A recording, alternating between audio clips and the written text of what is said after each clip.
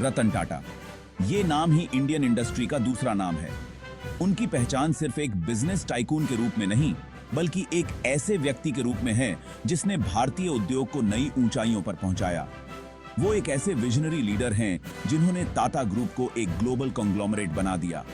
उनकी दूरदर्शिता और नेतृत्व ने कंपनी को अंतर्राष्ट्रीय स्तर पर पहचान दिलाई। उनकी कहानी डिटर्मिनेशन, इनोवेशन और सोशल रिस्पॉन्सिबिलिटी की कहानी है। उन्होंने हमेशा नए विचारों को अपनाया और समाज के प्रति अपनी जिम्मेदारियों को भी बखूबी निभाया। टाटा जी का इंपैक्ट बिजनेस से भी आगे जाता है। उन्होंने इंडिया की ग्रोथ स्टोरी में एक ऐसा निशान छोड़ा है जो कभी मिट नहीं सकता। उनकी सोच और कार्यों ने देश के विकास में महत्वपूर्ण योगदान दिया है।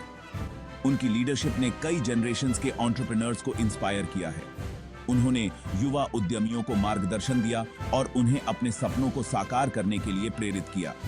लोग उनकी एथिकल वैल्यूज और एक्सीलेंस के लिए, कमिटमेंट के लिए उनकी बहुत इज्जत करते हैं। उनकी नैतिकता और उत्कृष्टता के प्रति समर्पण ने उन्हें एक आदर्श नेता बना दिया है। आज हम रतन टाटा जी की लाइफ और लेगेसी के बारे में जानेंगे। उनकी जीवन यात्रा और उनके द्वारा स्थापित की गई विरासत को समझेंगे। उनके शुरुआती दिनों से लेकर टाटा ग्रुप में उनके सफर और उनकी उपलब्धियों के बारे में बात करेंगे। कैसे उन्होंने चुनौतियों का सामना किया और सफलता की नई कहानियां लिखी, यह जानना बेहद रोचक होगा। रतन नवल टाटा का जन्म 28 दिसंबर 1937 को बॉम्बे यानी आज के मुंबई में हुआ था। उनका बचपन प्रिविलेज था, लेकिन आसान नहीं था।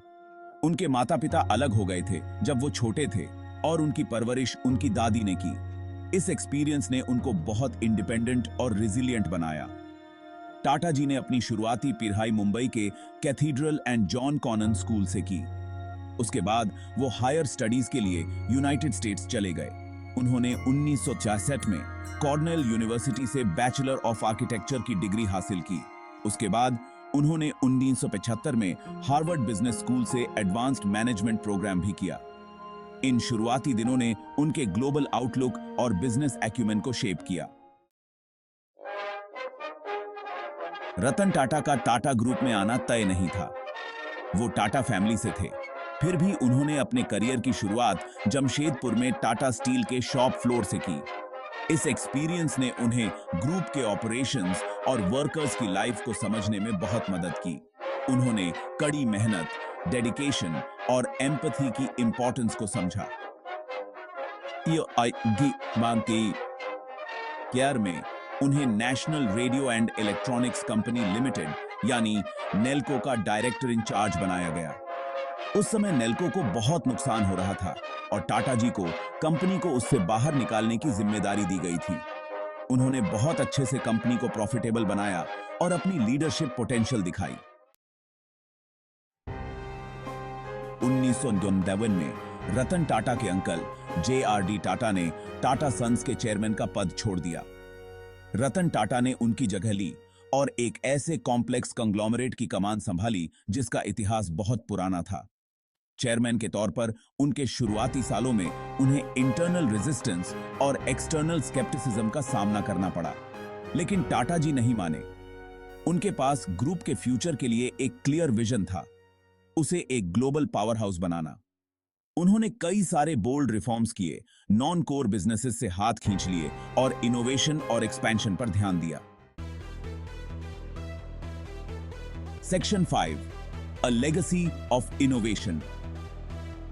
रतन टाटा जी की लीडरशिप में टाटा ग्रुप ने बहुत ज्यादा ग्रोथ और डाइवर्सिफिकेशन देखी। उन्होंने ग्रुप को इंफॉर्मेशन टेक्नोलॉजी, टेलीकम्युनिकेशंस और पैसेंजर कार्स जैसे नए सेक्टर्स में आगे बढ़ाया। उन्होंने दुनिया की सबसे सस्ती कार टाटा नानो को भी डेवलप करने में बहुत बड़ा रोल निभाया। टाटा जी का विजन इंडिया के बाहर तक फैला हुआ था। उन्होंने कई सारे स्ट्रेटेजिक एक्विजिशंस किए, जैसे Tetley tea, Jaguar land rover और कोरस स्टील। इन एक्विजिशंस ने टाटा ग्रुप को ग्लोबल स्टेज पर पहुंचा दिया और इंटरनेशनल मार्केटप्लेस में एक बड़ी ताकत बना दिया। Section 6, The Tata Trusts and Beyond. This section delves into the profound impact and legacy of Ratan Tata. a name synonymous with not just business acumen, but also with a deep sense of social responsibility and philanthropy. रतन टाटा जी की legacy सिर्फ boardroom तक ही सीमित नहीं है।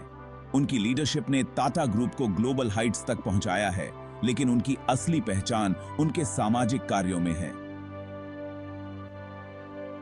वो philanthropy और social responsibility के लिए अपने अनवेवरिंग कमिटमेंट के लिए जाने जाते हैं।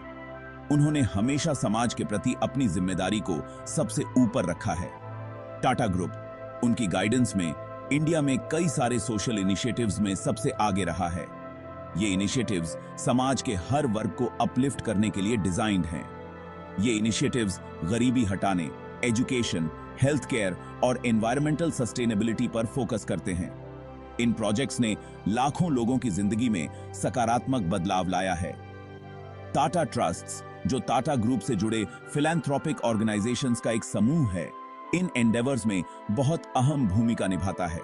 ये ट्रस्ट्स कई क्षेत्रों में काम करते हैं, जैसे रूरल डेवलपमेंट, हेल्थ केयर और एजुकेशन। उन्होंने लाखों इंडियंस की लाइफ इंप्रूव करने में बहुत बड़ा योगदान दिया है। उनकी एफर्ट्स ने कई कम्युनिटीज को एम्पावर किया है और उन्हें सेल्फ सफिशिएंट बनाया है। सोशल कॉजेस के प्रति टाटा जी के पर्सनल कमिटमेंट ने दुनिया भर के कॉर्पोरेट लीडर्स के लिए एक मिसाल कायम की है। उनकी विजन और डेडिकेशन ने ग्लोबल कॉर्पोरेट वर्ल्ड में एक नया स्टैंडर्ड सेट किया है, जो आने वाली पीढ़ियों के लिए प्रेरणा का स्रोत बनेगा। Section 7, a visionary leader.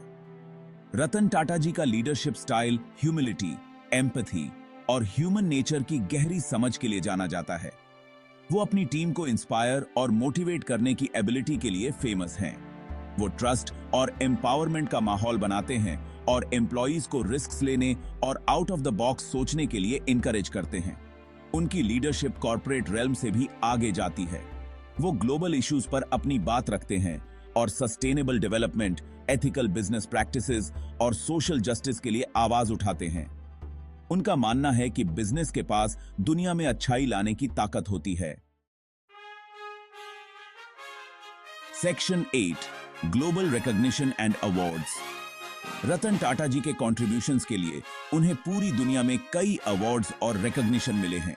उन्हें देश के लिए उनकी एक्सेप्शनल सर्विस के लिए भारत के सबसे बड़े सिविलियन अवार्ड्स साल 2000 में पद्म भूषण और 2008 में पद्म विभूषण से सम्मानित किया गया है।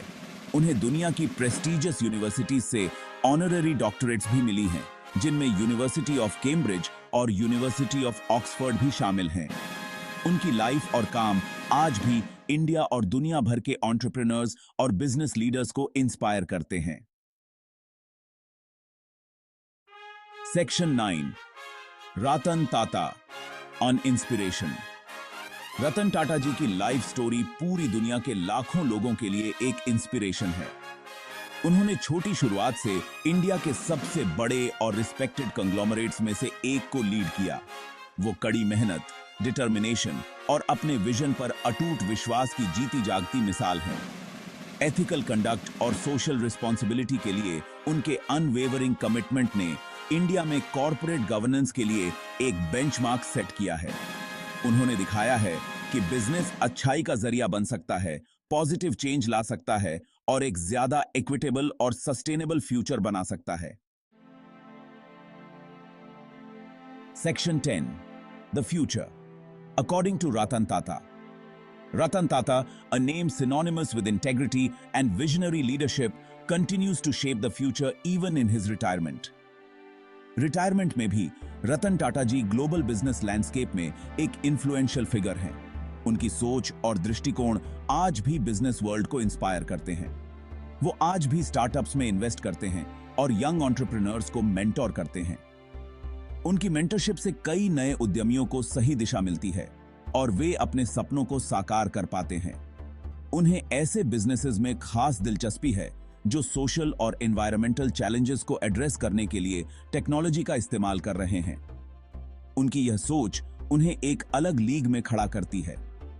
उनका फ्यूचर का विजन ऐसा है जहां बिजनेसेस प्रॉफिट्स के साथ साथ सस्टेनेबिलिटी, इंक्लूसिविटी और सोशल इंपैक्ट को भी इंपॉर्टेंस दें। वे मानते हैं कि एक सक्सेसफुल बिजनेस वही है जो समाज और पर्यावरण के प्रति अपनी जिम्मेदारियों को समझे। उनका मानना है कि टेक्नोलॉजी में दुनिया की सबसे बड़ी प्रॉब्लम्स को सॉल्व करने की ताकत है और यह टेक्नोलॉजी ही है जो हमें एक बेहतर भविष्य की ओर ले जा सकती है। और वो उन लोगों को सपोर्ट करने के लिए कमिटेड हैं जो इस विजन को हकीकत में बदलने के लिए काम कर रहे हैं। उनकी कमिटमेंट और डेडिकेशन ने उन्हें एक ग्लोबल आइकन बना दिया है जो आने वाली पीढ़ियों के लिए एक प्रेरणा है, जो आने वाली का है।